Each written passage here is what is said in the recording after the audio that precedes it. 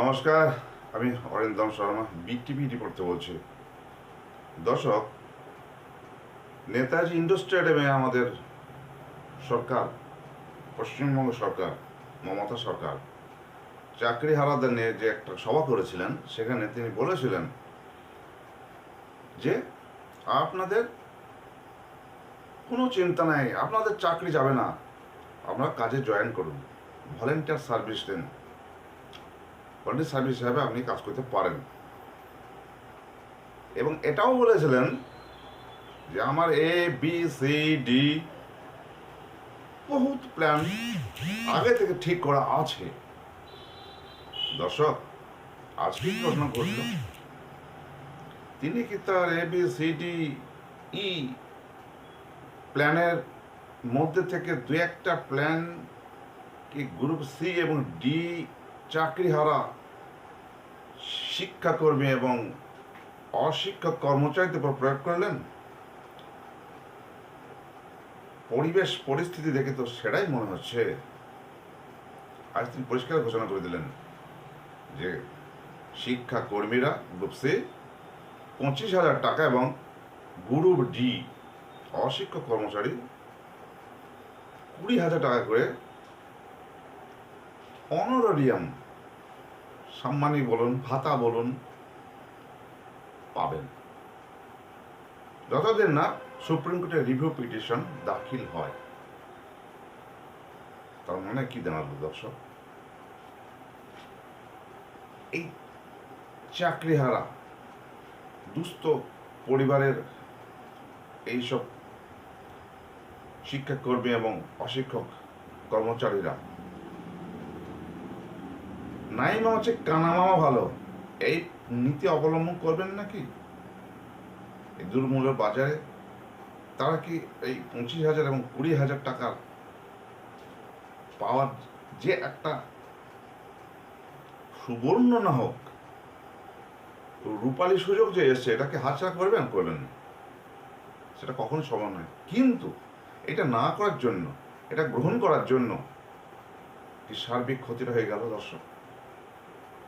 এটা সারা জীবনের মতো একটা স্থায়ী নিশ্চিত ভবিষ্যৎ হারিয়ে ফেললেন।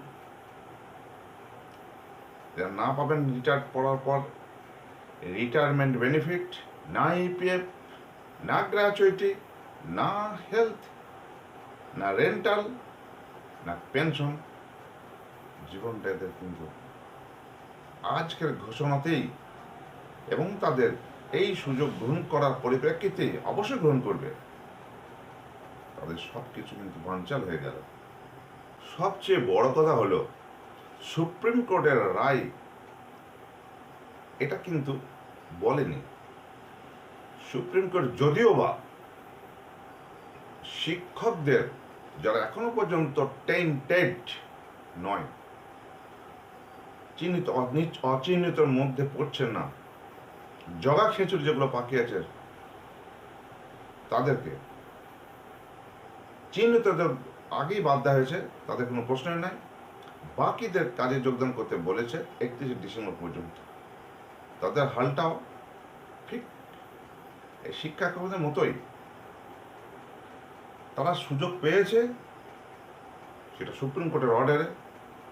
আর এই শিক্ষাকর্মী এবং অশিক্ষক কর্মচারীগণ তারা কিন্তু সরকারের বদান্যতায় কিন্তু স্কুলে কাজ করবেন ঘুর পথে, ভাতা গ্রহণের মধ্যে দিয়ে। কিন্তু একটা সুপ্রিম কোর্টের রায়ের পরিপন্থী হয়ে দাঁড়াচ্ছে। কিন্তু পরে এই ব্যাপার বিরোধীরা কি পদক্ষেপ নেবেন, ফিরদৌস শামীম সাহেব কিংবা বিকাশ রঞ্জন ভট্টাচার্যের, সেটা সময় বলবে, সময় দেখার আছে। কিন্তু এ প্রসঙ্গে আর একটা কথা বলা যায় যে অসংখ্য প্যারা টিচার সমগ্র শিক্ষা মিশনের মধ্যে যারা রয়েছেন, তারা সামান্য 2,000-4,000 টাকা মাইনে বলা ভুল হবে, ওই সাম্মানিক ভাতা যেটা আজকে স্থায়ী শিক্ষাকর্মী বা অশিক্ষক কর্মচারীদের দেওয়ার কথা ঘোষণা করে মুখ্যমন্ত্রী, এরাও কিন্তু এই প্যারা টিচারদের মতোই কিন্তু, এবং এর সঙ্গে সমগ্র শিক্ষা মিশনের আন্ডারে এসএসকে এমএসকে যারা শিক্ষক আছেন তারাও সামান্য বেতন বৃদ্ধির জন্য দীর্ঘদিন ধরে আন্দোলন করে আসছেন। এর কাছে আবেদন, তার কাছে নিবেদন, বিকাশ ভবনের সামনে বহুবার জমায়েত আন্দোলন, তাদেরই এখনো কোনো রকম ফয়সলা হলো না। অবশ্য এর মধ্যে অসংখ্য শিক্ষক শিক্ষিকা এসএসকে এমএসকে অবসর গ্রহণ করেছেন, কিছু কিছু মারা গেছেন। এই আঙ্গিকে এই এই পরিসংখ্যানের মধ্যে আন্দোলনে সামিল হয়ে উঠবেন বাকি এরা। তারপর এই পশ্চিমবাংলার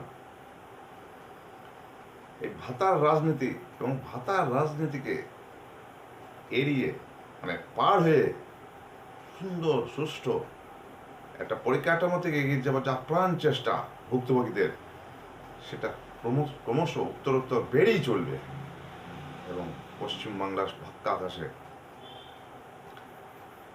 সর্বহারা বেকারদের জীবনের অসহায় কারুণ্য আরও উত্তরোত্তর বৃদ্ধি পাবে।